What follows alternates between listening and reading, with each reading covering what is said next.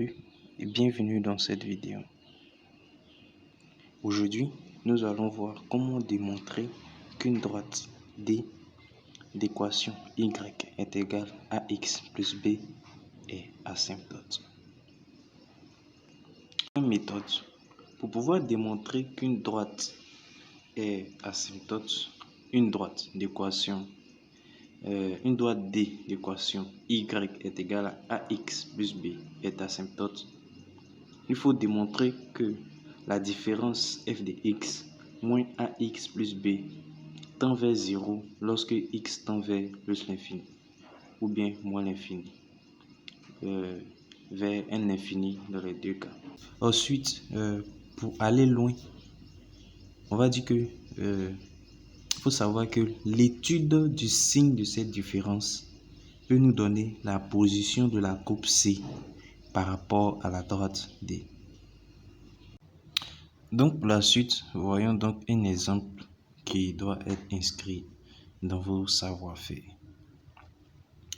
Ici, dans ce petit exercice, on dit de montrer que la droite D est asymptote oblique à C en plus l'infini et en moins l'infini, puis étudier la position de C par rapport à la droite D. Tel que on a f de x est égal à x moins 1 plus 2 sur x plus 1 et la droite D a pour équation y est égal à x moins 1. Donc, pour résoudre cet exercice, pour pouvoir démontrer que la droite D d'équation y est égale à x moins 1 est asymptote oblique en plus l'infini et en moins l'infini. Dans cette partie plus précisément, on va faire un seul cas où elle est asymptote en plus l'infini. Parce que en moins l'infini, c'est à peu près la même chose, le même procédé. Donc pour pouvoir démontrer cette asymptote-là, il faut d'abord faire la différence de f de x moins y. Donc, en résolution,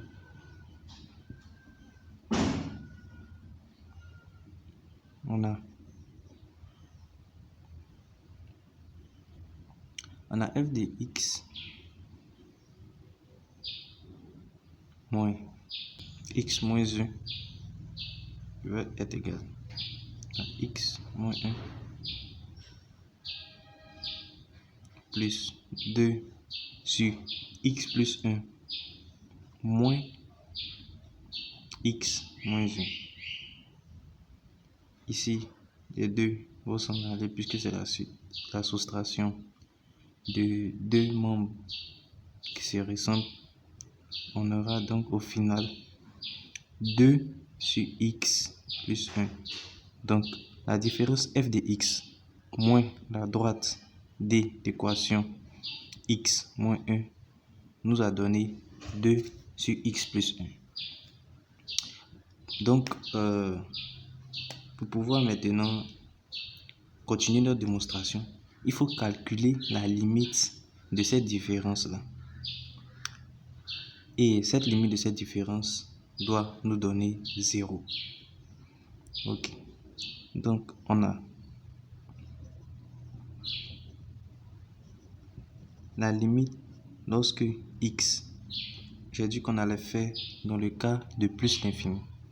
La limite lorsque x tend vers plus l'infini de la différence f de x moins la droite D d'équation x moins 1, c'est-à-dire la limite lorsque x tend vers plus l'infini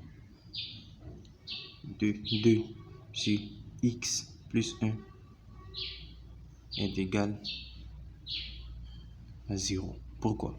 Parce que lorsque nous remplaçons x par plus l'infini, toute cette égalité sera plus l'infini. Pourtant, on sait que un réel sur infini est égal à 0. Un réel sur un infini égale à 0. Donc ici, on a 2 sur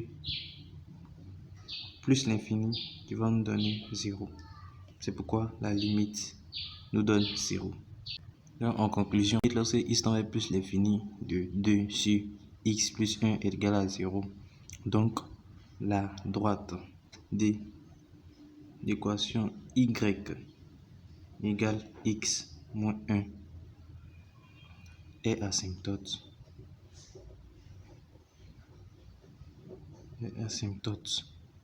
à c1 plus l'infini.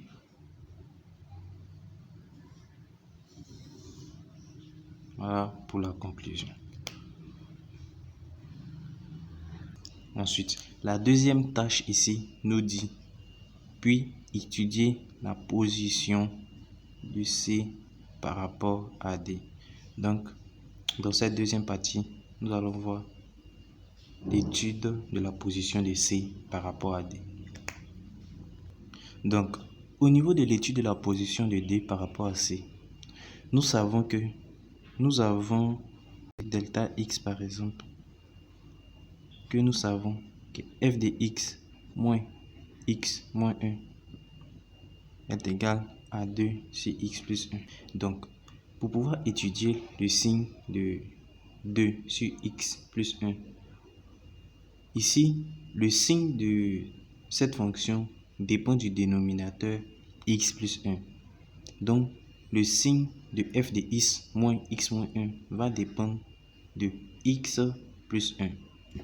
Pendant x plus 1 égale à 0 équivaut à x égale moins 1.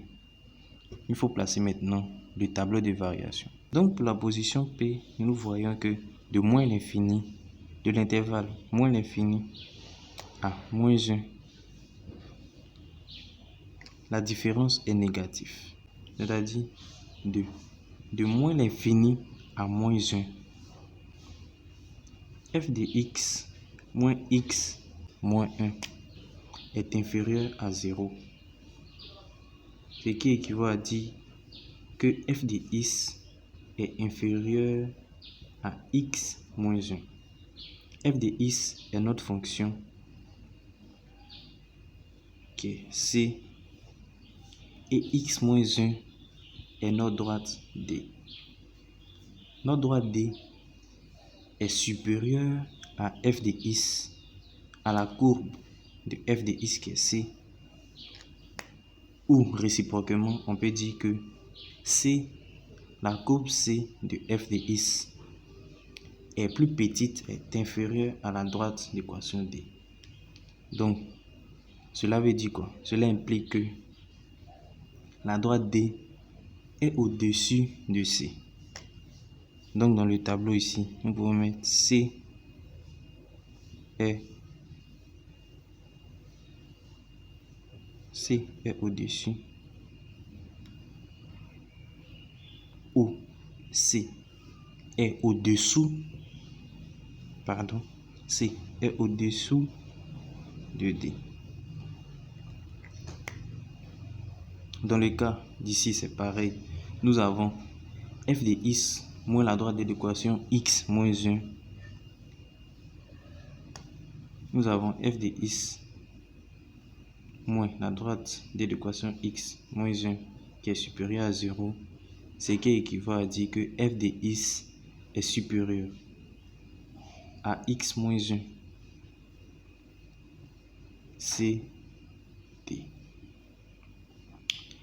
Et on voit que la courbe C ici est plus grande, est au-dessus de la courbe de D, est au-dessus de la droite D.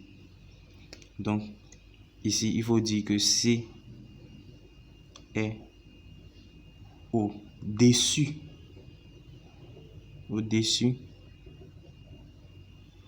de D. Et bien, petite parenthèse, ici, on a mis au-dessous parce qu'en maths, il faut mettre au. Il ne faut pas mettre en. En maths, ici, il faut mettre un au-dessous et un au-dessus. Comme ça, voilà. C'est un peu la petite parenthèse que je voulais préciser. Donc, pour résumer, nous avons d'abord démontré que la droite d'équation d'équation y est égale à x moins 1 est asymptote. Et ensuite, nous avons étudié la position de D par rapport à la courbe de C.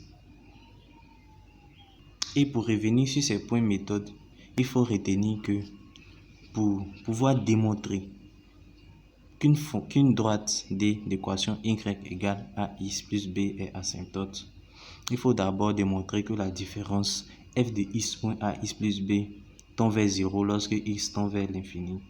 Ensuite, si nous voulons étudier la position, il faut faire l'étude du signe de cette différence. L'étude du signe de cette différence va nous donner la position de la courbe C par rapport à la droite D. Merci d'avoir suivi cette vidéo. À la prochaine.